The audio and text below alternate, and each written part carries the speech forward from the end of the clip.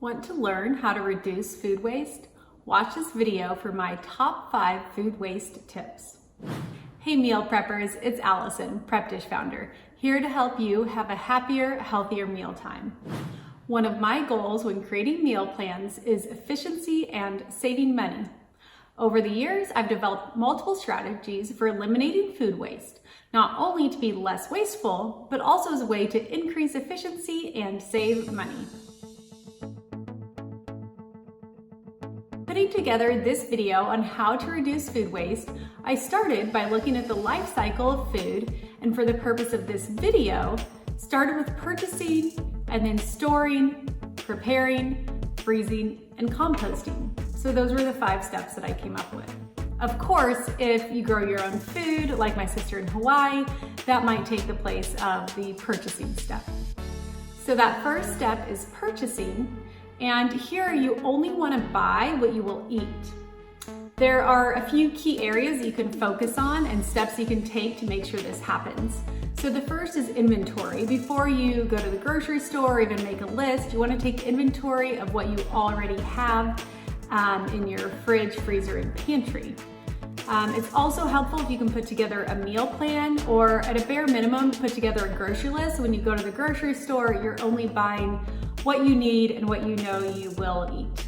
So the second step in eliminating your food waste is proper storage. So I could go into a lot of depth here, but I'm just gonna give a few examples of things you can try to help let your produce last longer and therefore eliminate the need to throw it out before you've had a chance to eat it. So the first is to store your fresh herbs like parsley and cilantro in a cup of water.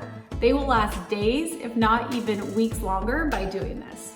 The second is to pay attention to ethylene. Here is where you've probably noticed if you store 2 items like maybe your avocado and bananas next to each other, they tend to go bad faster, and that is because of ethylene. So I have a full list linked below that you can download, but you want to avoid putting ethylene producing fruits and veggies next to ethylene sensitive fruits and veggies. So an example would be apples and bananas, or the bananas and avocado that I mentioned earlier.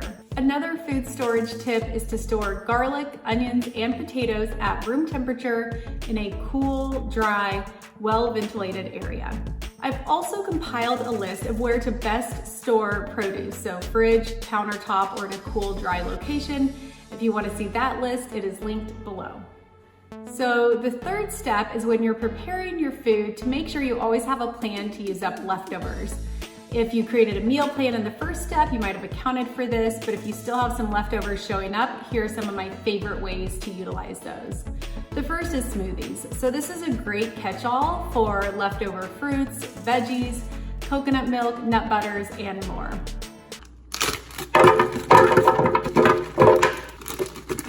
The next is broth. So this is something that I make to utilize my veggie scraps. So things like carrot peels, celery bottoms, and of course, leftover bones. Another idea is popsicles. So if you have overripened fruit, you can puree them in a blender, maybe add some coconut milk or yogurt, pour them into popsicle molds, and you'll have some tasty, sugar-free homemade popsicles. Another idea for using leftovers is soup. So I love using leftover cooked veggies to make a yummy pureed soup. I've linked a few of my favorite recipes, but keep in mind you can usually just toss together whatever veggies you have at the end of the week to create a tasty soup, no recipe required. You can also simply chop up any leftover veggies, meats, toss in any leftover grains like rice or quinoa to make a nice stew. Another idea for using up those leftover veggies and proteins is stir fry. Stick it all in a pan. I've linked my stir fry sauce recipe below.